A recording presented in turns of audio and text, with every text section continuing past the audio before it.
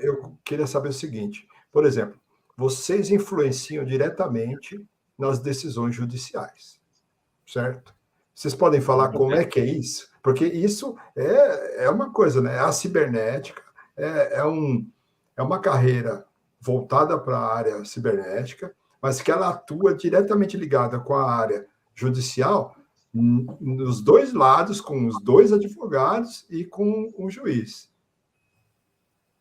Então, essa questão aí de vocês interferirem, influenciarem, eu gostaria de ouvir vocês aí sobre o que vocês já ouviram nos casos de vocês, o que influenciou aí, o que vocês podem falar a respeito.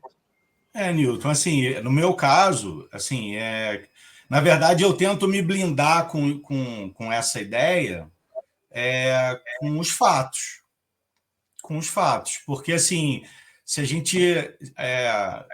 muitas vezes a gente vê que o lado que é mais necessitado... Isso é uma coisa, às vezes, dura, né? O lado que é mais necessitado não tem razão. Isso acontece algumas vezes. E a gente precisa se isentar desse sentimento. Que nem o médico que dá a notícia da morte, que é uma coisa desconfortável, o médico que fala de uma doença ou alguma outra coisa, assim, a gente precisa se isentar do sentimento naquele momento. A gente precisa se ater ao que realmente está acontecendo. E aí, às vezes não é fácil, mas assim, é o caminho de transparência e de ética da profissão.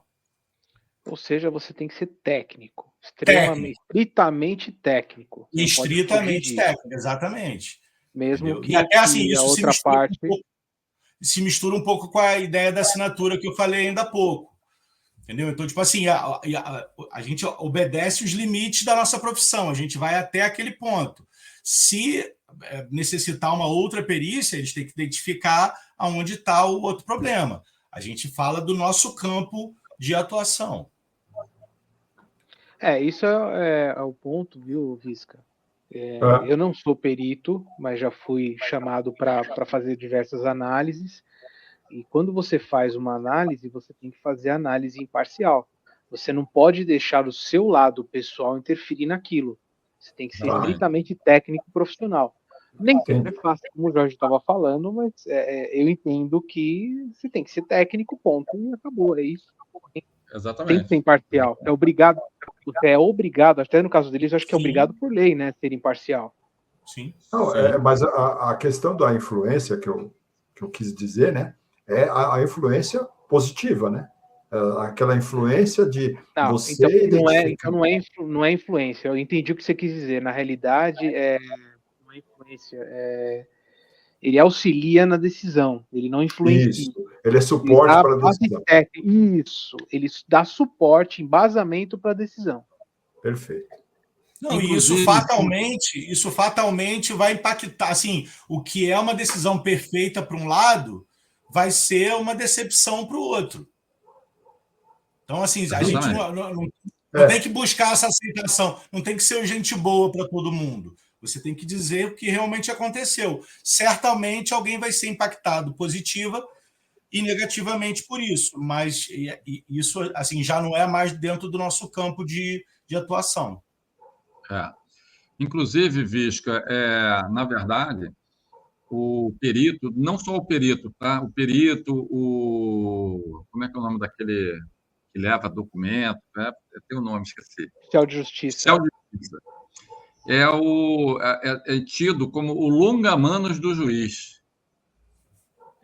Assim, o juiz não está lá na hora que você está fazendo uma perícia, entendeu? Você está fazendo uma diligência, vamos dizer assim, né? O juiz não está lá na hora. Então, quem é que é a voz do juiz naquele momento? É o perito. Tá. Eu já fiz perícia em que eu fui com o oficial de justiça para poder entrar na empresa, tá? Aí, cheguei lá na hora, o oficial de justiça, ele também é um longa-manos, eu também sou, só que o oficial de justiça, ele é concursado, e eu, como perito, eu não sou concursado, eu sou nomeado. Tá? Tá. E aí já cheguei lá na empresa e o oficial de justiça é o primeiro a entrar e já dando meio que como se fosse uma carteirada, né? Já para intimidar Se for mesmo. necessário chamar força policial, eles chamam também. Exatamente. Exatamente. Tá? Isso aí, então. E você também é o seguinte: a gente não é perito do juiz, a gente é perito do juízo, entendeu? Ou seja, o juiz é a entidade, é o Tribunal de Justiça. Qualquer juiz ali pode me nomear, entendeu? Qualquer juiz pode me nomear.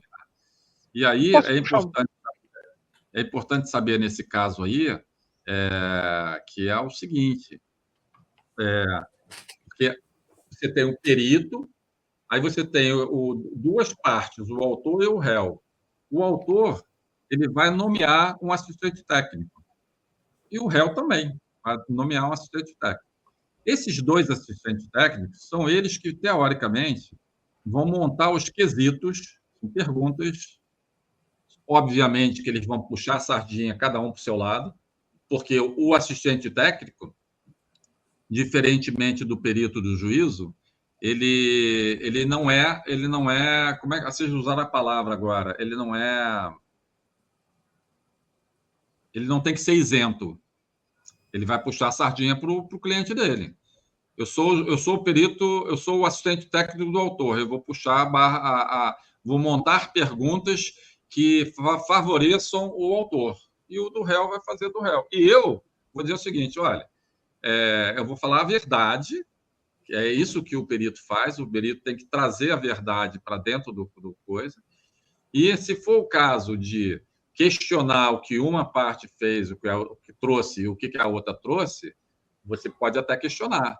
Dizer, olha, está aí puxando uma informação que, na verdade, não bate, não é verdade.